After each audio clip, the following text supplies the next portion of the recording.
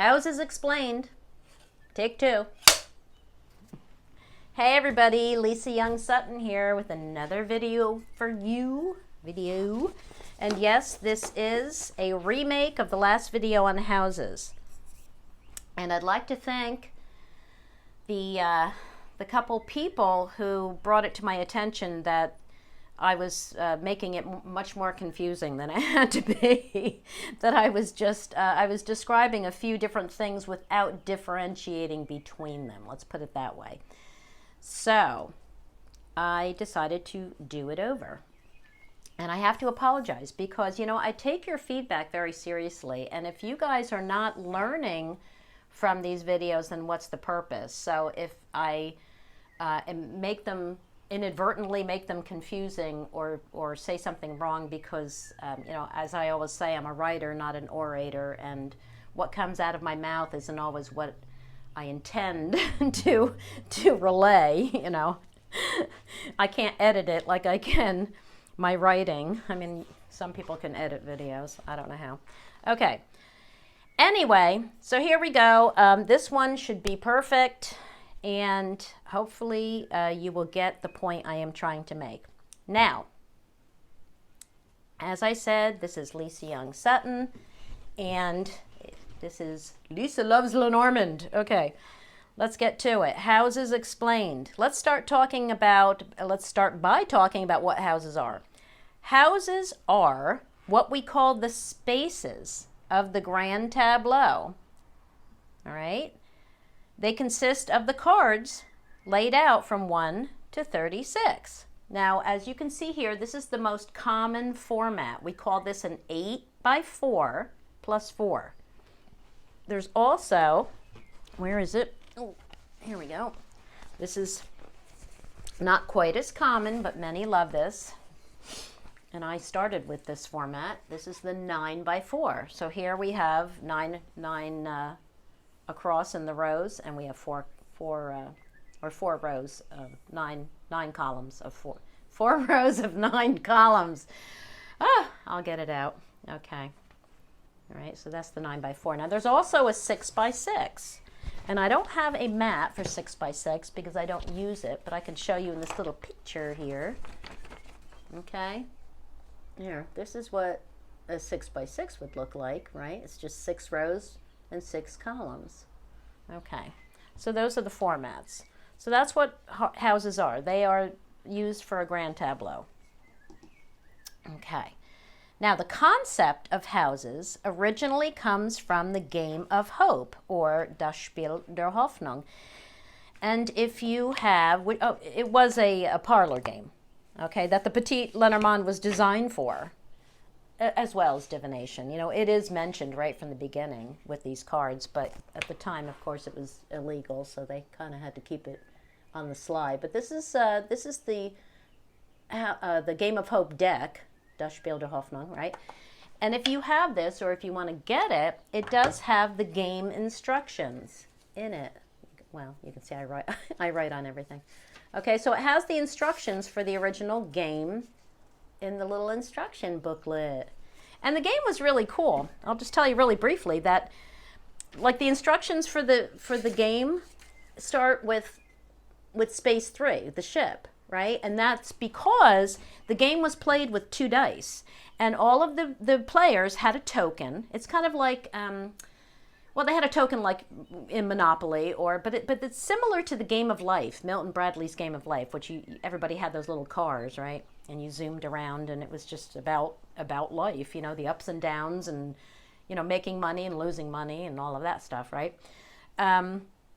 Anyway, so everybody lined up on space 1, and because there were, you used 2 dice, there was no way to land on anything at first except, you know, the ship was the first possible place you could land. Let's put it that way. Okay, so the cool thing about the instructions for the game is that you kind of get an idea of the positive and negative nature of these cards, because, you know, the positive cards sent you ahead and the negative cards sent you back. And the winning space was the anchor, okay? That is the card of hope, okay? That was the winning, that's your goal card. That's where you wanted to get to, okay? So yeah, it's fun. You know, if you want to get that deck and play the game, you will enjoy it. Okay, so the meanings of the houses come from the game of hope, and the houses are the card meanings. So house number 1 is the meaning of the Rider card. House number 2 is the meaning of the Clover card. House number 3 is the meaning of the Ship card, right? So that was the way the game of hope was set up, and that is the way most of us use houses. Now there is another method, and it was brought to us over a century later in 1903 by Professor Foley, who described a house board used in cartomancy. And for those of you who are new to divination, cartomancy is divination with regular playing cards. Okay, so he called it the master method, and this is from his book. Okay, these houses have different meanings than the game of hope houses, the houses that we're used to. Okay, for example, space 14 is the fox. It was the house of love, you know, not like we see it now, right? House 16, the stars, was the house of marriage. Here, 23, the house of mice, was the house of the lover. Okay, so they're different. So if you want to use the master method, I know Andy B. lists the house meanings in his book, and I know Camellia Elias uses the master method. But if you want to use this method, you either have to keep a diagram, or, you know, keep your house meanings, or you have to memorize them because they're not going to match the cards. All right, so he called it the master method, and each space had a particular meaning, and the cards that fell in them, because he was using playing cards, the meaning was based on the suit. So I'm just going to give you a quick example. The house of the Rider was called the project in hand. Okay, so this refers to whatever project you're working on in your life at the time. Okay, now if a heart landed here, the project would be successful. If a club landed here, kind and trusty friends will help you move forward with the project. If a diamond landed here, there are serious business complications in the way of the project's accomplishment. And if a spade landed here, that was the worst, right? Let's see, the inquirer will have his trust abused, and those in whom he confided will play him false, to the detriment of the project in hand. Okay, so the point of this is that houses actually played no part in the original divination practice for these cards. That was strictly based on the method of distance, or the near-far method. Houses were developed later. They, like I said, the original game of hope houses were strictly used for the game, and the master method first appeared in 1903 and was basically used for playing cards, which we adapted to Lenormand. And I have to point out too that the reason there's 36, which some of you might be asking, because a playing card deck has 52 cards, right? But the original playing card decks had 32 cards. They were called piquet decks. I'm sorry, I don't speak French, but I believe that's how you pronounce it. Or piquet packs. And they had 32 cards. And Foley's instructions were to take 4 cards of the same suit and add them in to give you 36, because I guess he had these 36 houses mapped out, and you needed 36 cards to play use this. So basically the piquet decks just had the 2s and 6s of all 4 suits removed, which is removing 20 cards, which gives you 32 rather than 52. Okay. Anyway, okay, so my point is that there are no rules for houses. They came up along later, and you can see here that there were 2 different methods already in use, and being recommended or whatever, being taught. So you can develop any method you want for houses, though, as with anything else in Lenormand divination, you have to develop a system, or adhere to a system, and stick with it. Otherwise, your readings will be all over the place and muddled, and it'll be a big mess. So find a system and stick to it. Okay, now, I've seen houses explained in many ways. One is that you can view them as an actual house that you visit, right?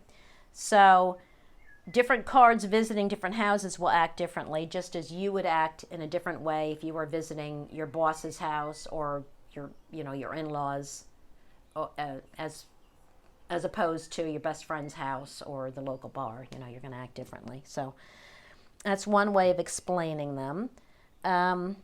Another way is that you could see them as, or some people describe them as being the backdrop of a play. So it's kind of like the scene of a play, and then the cards visiting are the actors. Okay, so they're going to act according to the scene, right? That's another way of explaining them. And some describe houses as just a map of locations, right? And that, the visiting card will adapt to that location. I've heard them described that way as well. So those are just a few ways that, different people understand things explained in different ways. So hopefully one of those will stick with you. Okay, but the important things to know about houses are that houses are static. They never move. You can't take these out of order. They never change.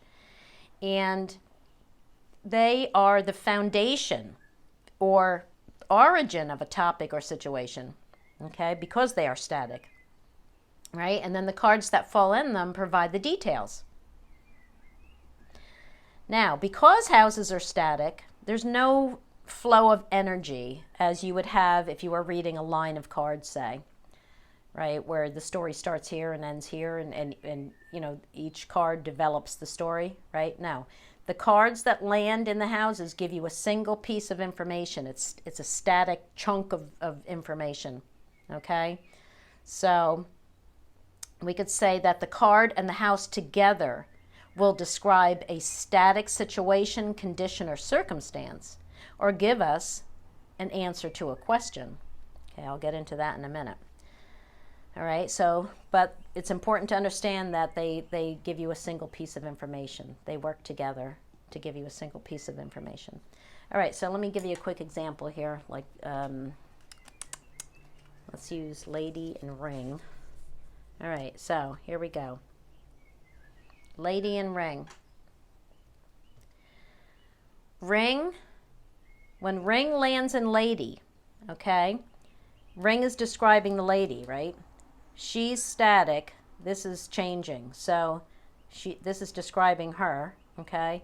So this could be a married woman, a committed woman, an engaged woman, okay? A woman committed to a contract, whatever it is. Okay. Now, ring as the house now is the static, unchanging element. And now the woman is the fluid element, okay? It's a bit different. So now you have maybe a woman that's considering a contract or considering an engagement or getting married, something like that, okay? So it's slightly different, isn't it? Let me do another one. Let's do clouds and letter and clouds. Okay. So here we have clouds and letter is a troubling or confusing message, because message is the static element and this is, the clouds are describing it, okay? But when you have letter and clouds, now clouds is the static element and letter is fluid. So now we have communication about something troubling or confusing, okay? Because we already have troubling and confusing. That's the foundation. That's the thing that's not changing, okay? All right, now on to something else. Let's talk about cards falling in their own houses. Cards falling in their own houses are intensified or calling attention to themselves. All right, it's kind of like they're mirroring themselves, if you want to see it that way. So if we had rider and rider, okay, Rider and rider is emphasizing new and exciting energy coming to you, right? So pay attention. Like, like if you found that in your reading, are you getting the message? The message that's coming to you is important, or whatever energy is coming to you, whether it's people or, visitors or packages or ideas, whatever it is, pay attention to it. Okay, clover and clover. Clover and clover. You're rolling in clover, right? That's a phrase that means having great luck. All right, clover in its own house is intensified. All right, now if you had clouds and clouds, say, right, clouds and clouds, this is intensified, right? This is not the clouds are hiding the trouble. This is intensified. This is an even bigger storm, an even longer duration storm, right? You could say it that way. It's more severe, all right? Coffin and coffin. Let's do coffin and coffin. Coffin and coffin, that's a wake-up call right there, okay? That's like double whammy, double depression, double major loss, painful ending, okay? I'm going to get more into this in a second, all right? Now, fox and fox, what would fox and fox would be? Like a den of foxes, okay? All right, now you have like double wrongness. You better watch your back, okay? Protect your chickens. Okay, mountain and mountain. Let me think about that one. What's mountain and mountain? That's an obstacle that won't easily be overcome, okay? Because it's just been intensified, all right? Your challenge was just intensified. Okay, or it's like being delayed on the mountain even longer. You could look at it that way. You're not going to budge. All right, mice and mice. Mice and mice is now, here you have mice, but now you have an infestation of mice. Okay, again, I'm going to get into these in a minute because these can be confusing. All right, what's key and key? Think about that. Key and key that's a breakthrough. That's absolute certainty. That's a really good one. You like to see that one, right? Cross and cross, that one you don't want to see. Okay, that's your burdens are not going to be easy to deal with. There's no way around them. Okay, you're gonna have to deal with those for a while, right? Okay, so now let me get back to what I was saying here. I want to draw your attention to some of these that a lot of people have problems with because of the meanings of the card. Wait, where's the scythe? Here, the scythe is another one. All right, and the reason is not this one so much, but the coffin, the mice, and the scythe can all represent a removal, right? Some sort of a removal. So readers want to see them as removing the meaning of the house, right? But that's not the way it is, okay? And I liken that to the concept of two wrongs don't make a right. I know I've described it in the past as two negatives don't make a positive, but I've been corrected by people who are proficient in math, which I'm not one of them. So let me just stick to two wrongs don't make a right. Somebody might correct me on that too. But anyway, let me just get to what I'm talking about here. You have to consider your primary vibes, your core natures of these cards to understand this, all right? Okay, let's start over here with the scythe. The scythe may indeed cut something out swiftly, but in a dangerous way, and it is often connected to panic, insecurity, or acting out of haste, okay?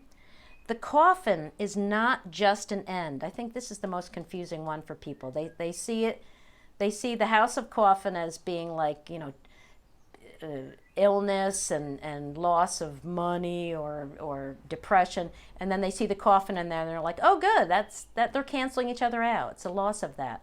No, because the coffin does not just represent an end, but a painful end. It involves total loss of something that you value, such as your health, your finances, your courage, or even life itself.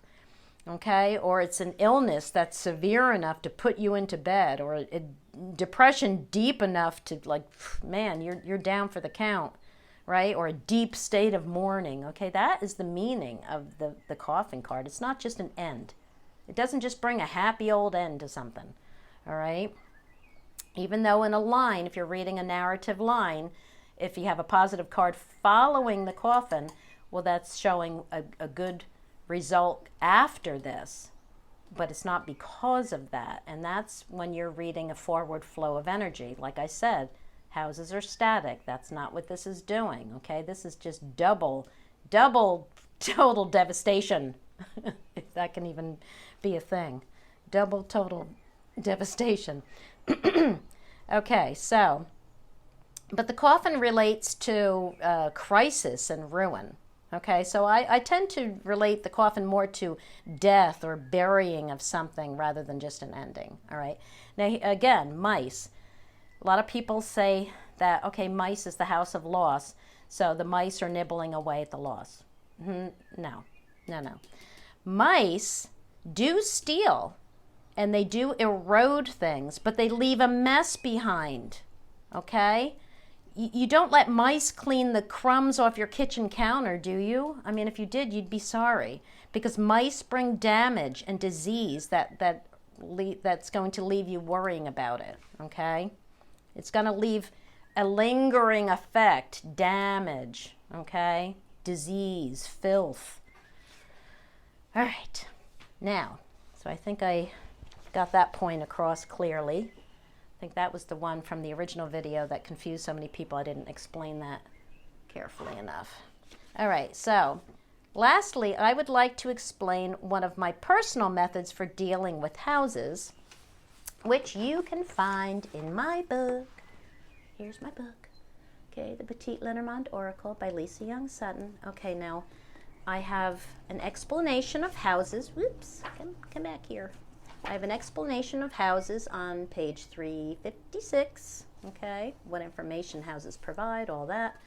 I have my house meanings, which is based on my question method, okay, but it follows the meanings, the primary vibes of the cards, right, okay, so you won't have any trouble understanding this. Okay, I mean, the house of clouds is troubles. What aren't you seeing clearly?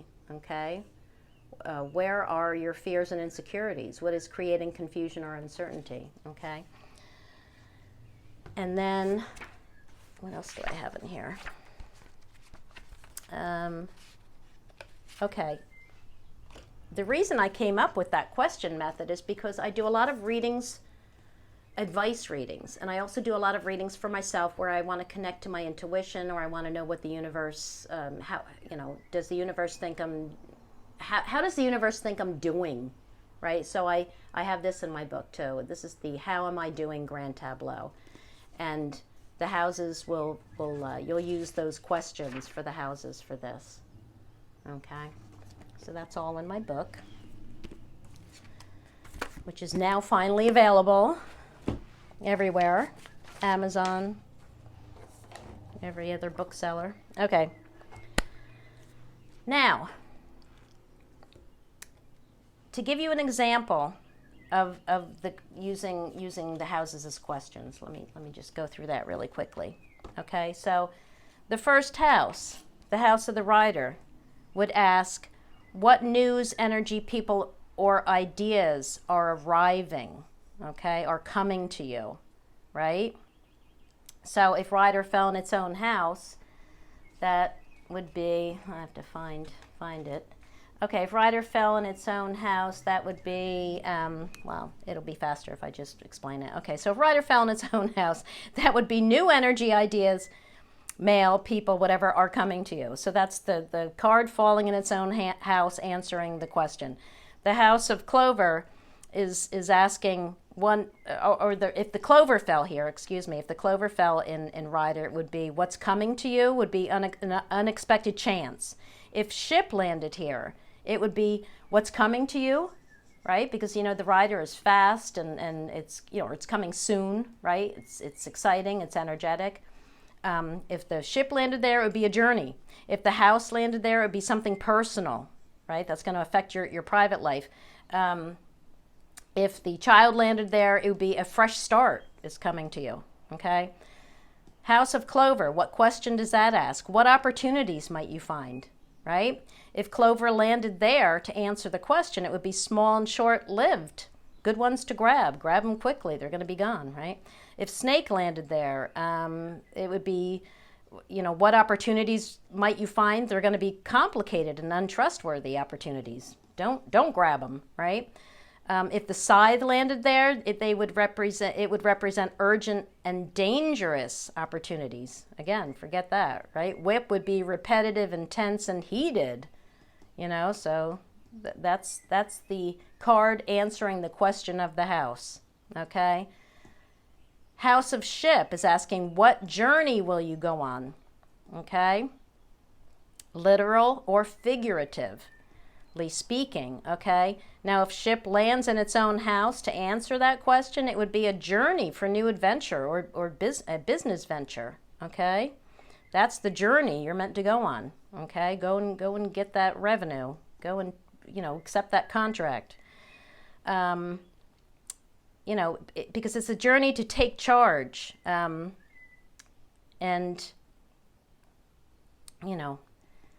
it's go for it. Basically, it's saying go for it. Ship and ship would be saying go for it, okay?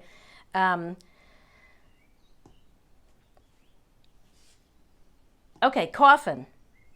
If that's answering a question like what has been sick or dying or needs to be buried, what have you been suppressing? The coffin can ask any of those questions, I should say. Not all of them, any of them. It's only going to ask one. Okay, now if mice landed here, it would be persistent worries need to be buried, right? If the crossroads or ways landed there, it would be you've been suppressing the need to make a decision. If heart landed there, it would say that your heart has been buried. It would be a cold heart, a broken heart, right? You've been suppressing it. You've had it buried, okay? Now, how do you know which question to ask? By the context. I mean, obviously, if a mice lands in coffin, it's not telling you that you let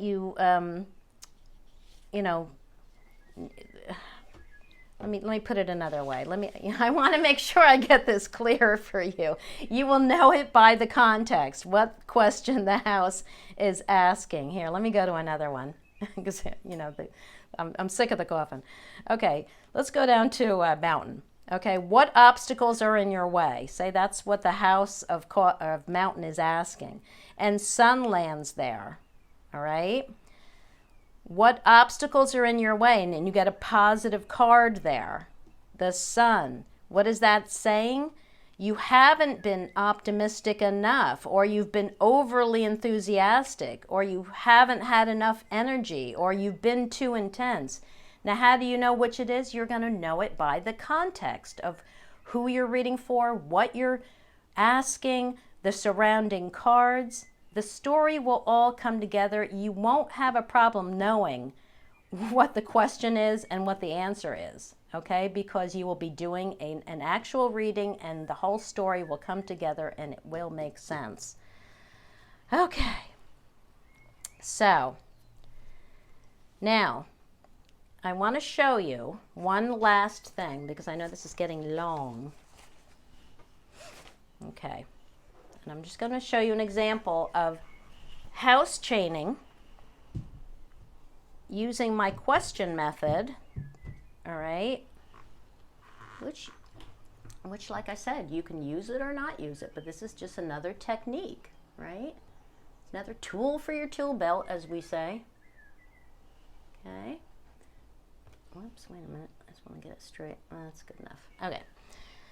All right, so this was a GT for a single question based on chaining houses. The whole thing was just based on chaining houses. So I wasn't reading the entire thing. I wasn't looking at the corners or the first three cards, the center four, the fate line. I wasn't doing any of that. I set my intention just to chain houses. This is a single question. And the question was, A man who owns a corporation wanted to know why his profits have been dwindling. So I set my intention for the tower to represent his corporation, and he obviously represents himself. 28 represents him. And I set my intention for 29 to represent the most significant other person in this situation, okay, because he had no one in mind for that card. So I thought, let's see if there's somebody responsible for this. Okay, now just follow along here. All right, so where did I start my chain? I looked to the house of tower first. Like I said, this is a question about this man's company. So I started with the house of tower, which represents his company. And what do I find there? But the enemy card, okay? So what about his company? There's an enemy, all right? So I then go to the house of mountain, okay? Because mountain falls in tower. So now I'm going to go to the house of mountain, and I find the whip. The enemy has been causing repeated discord. So it's not just one, this is not just a one-time thing, right? This has been repeatedly happening, okay? I next check the house of whip and find the other person card, who's also directly impacting the house of the company, right? Because it's sitting directly above. All right, so this person falls in whip. Now here we have whip, and we already have whip and mountain, right? Okay, so I go down because now we have number 29. So following the chain, I go to the house of 29, and there's the company card. So this is a person who works for the company. Now tower is also the card of longevity, which leads me to check the tree for something unhealthy that's been rooted for a while. So now this is starting a new chain, okay? But it's linked to the existing chain. Here's the tree right here. Tree falls in mice, the house of loss and theft, okay? So right away I'm thinking this person is stealing, okay? So I then go to the house of tree, or I could have gone to the mice card. Because this is a new chain, I could have done it either way. And it turns out they're all related anyway. Okay, so I went to the house of tree and I found the book. And I go to the house of book and I find the mice. So here we have tree and mice, book and tree, and then mice and book. So there's like a three-way. There's a threesome. Okay, so now we know that these three are all connected. So we have an unhealthy situation, right? Or person who's been rooted in the company, who has been secretly stealing, okay? A bookkeeper maybe, someone juggling the books, all right? Now, starting another chain, I want to look to the moon to see if this is someone he recognizes. And what do we find there? The dog. So yes, this is someone he considered a friend, someone who he thought was loyal to the company, who he was loyal to. Okay? So I then go and check the house of dog. And what do I find there? Oh, but the fox. Okay? So he was slick. He was cunning. He was committing fraud, he or she. Okay? Now, I go to the house of fox and I find the lily, okay? And then lily brings us back to moon, right? And this again told me this is somebody who's been with the company a while. This may be an older man. This is somebody maybe near retirement, okay? Now, I want to start a new chain now because I want to check the scythe. Because we're talking about a dangerous separation of money here, right? So I go to the house of scythe and I find a crisscross. Okay, we have clover and scythe and clover. Okay, so this is, many small opportunities, we could say. Possibly somebody with a gambling problem. This person was an opportunist. Okay, and they didn't think they'd be caught because this is kind of a carefree, the clover, right? They didn't think they'd be caught. And lastly, I checked the house of fish. And the card of fish, because, you know, we're talking about money here and cash flow, right? And we have another crisscross. Crisscross in cross. Right? So we have fish and cross and fish. Okay, so this told me that this was a person, you know, we could say there was a sacrifice related to the cash flow. The issue was a guilty person who suffers from hardship and considered the theft as a small sacrifice on the part of this man who obviously has a lot of money and owns this big corporation. So they consider this a small sacrifice on his part, you know, just to help themselves, right? So, but this did show guilt too. Okay, so that's it. I think that's long enough, and I hope that cleared up a lot of your questions related to houses. You know, watch this video as many times as you need to. I know there's a lot of information in here, but I think this will clear up most of your house questions. Woo! As always, hit that subscribe button, which is down here in the lower right-hand corner somewhere. That's a thank you to me for making these videos. And I will see you in the next video. Thanks and have a great day. Bye, everybody.